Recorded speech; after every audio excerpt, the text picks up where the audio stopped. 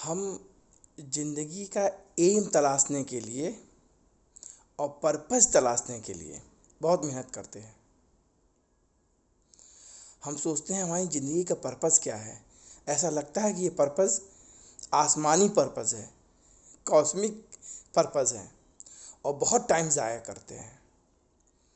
जबकि सच्चाई क्या है? आपका पर्पस कहीं और नहीं है, आपका पर्पस बिल्कुल आपके पास में है और बहुत ज़्यादा दूर जाना भी नहीं है। और गीता में श्री कृष्ण ने इन चीज़ों को लिखा भी है, बताया भी है। मैंने कुछ चिंतन मनन किया तो मैंने महसूस किया कि हम जिंदगी के पर्पस को 3 तरह समझ सकते हैं। सबसे पहला, जैसा कि गीता में श्री कृष्ण भी कहते हैं कि शरीर मंदिर है। तो जो हमारा शरीर है, आत्मा का वास चूँकि शरीर के अंदर है, इसलिए इस शरीर को स्वस्थ रखना, सुंदर रखना बहुत ज़रूरी है। ना बहुत ज़्यादा खाएं, ना बहुत बहुत कम खाएं, ना ज़्यादा सोएं ना कम सोएं, क्योंकि ऐसा आदमी अच्छा योगी नहीं बन सकता, ऐसा श्री कृष्ण ने कहा है। तो पहला purpose of the life is अपने आप को स्वस्थ रखना है, मेंटली, फिजिकली, इमोशनली, हर तरह से, जिसके लिए 10 मिनट का मॉर्निंग वॉक सबसे बेस्ट चीज़ है, और मेडिटेशन और प्राणायाम बेस्ट है। फिर दूसरे लेवल पे पर्पस को आप ऐसे समझ सकते हैं, आपके परिवार और परिवार का उत्थान, परिवार में अच्छी आदतों का समावेश, अपने बच्चों को, अपने अगल बगल के लोगों को सही शिक्षा दें। और सबसे अच्छा तरीका क्या है कि मॉडल द बिहेवियर, जैसा आप बच्चों को चाहते हैं, परिवार में चाहते हैं, समाज में चाहते हैं, उसी तरह का व्यवहार करें। तो आप एक ऐसे परिवार का निर्माण करेंगे, समाज का निर्माण कर रहे होंगे जो कि हर तरह से सही होगा, क्योंकि आप भी वही कर रहे हैं, जो आप कर रहे हैं वही वो सब भी करेंगे। तो अपने परिवार का निर्माण, समाज निर्माण करने के लिए आप सही चीज़ों का पालन करें, आप अपने धर्म का पालन करें। धर्म का मतलब जो एज ए जीव जो आपका धर्म है, पिता होने के नाते, पुत्र होने के नाते, पति होने के नाते, मित्र होने के नाते जो धर्म है आप उसका पालन करें।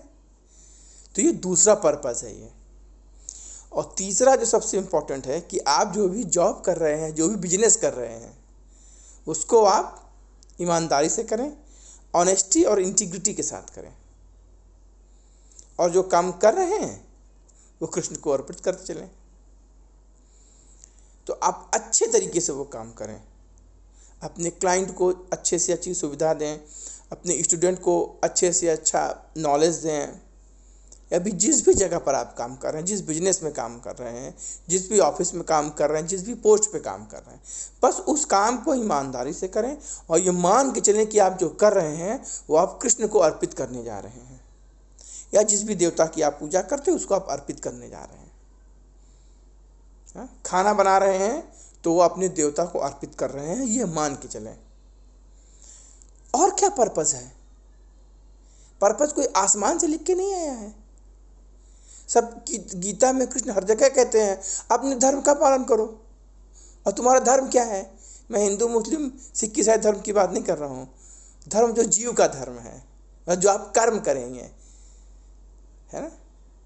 और जो भी उस कर्म से अगर कर्म को काटना है तो फिर जो कर रहे हैं उस कर्म को कृष्ण को अर्पित कर दीजिए। सब कुछ मुझे अर्पित करता चल। तो इस तरह से आप अपने कर्म का पालन करेंगे, यही आपका धर्म है और यही आपका पर्पस है। तो गीता में तो बहुत साफ साफ लिखा हुआ जीवन का उद्देश्य क्या है, पर्पस क्या है। कोई कॉस्मिक पर्पस नहीं है, कोई बाहर नहीं जाना है। ये गीता में कृष्ण ने स्वयं ही कहा हुआ है। इस पर सोचिएगा दोबारा। तो बाहर पर्पस तलाशने की, सर फुटअव्वल करने की ज़रूरत नहीं है। यही 3 चीज़ें करिए। अपने शरीर को स्वस्थ रखिए, अपने आचरण को अच्छा रखिए ताकि आपका परिवार और आपका समाज अच्छे से आपको मॉडल कर सके, और जिस भी जॉब, ड्यूटी, बिजनेस में काम कर रहे हैं उसको अच्छे से करिए। यही जीवन का पर्पस है।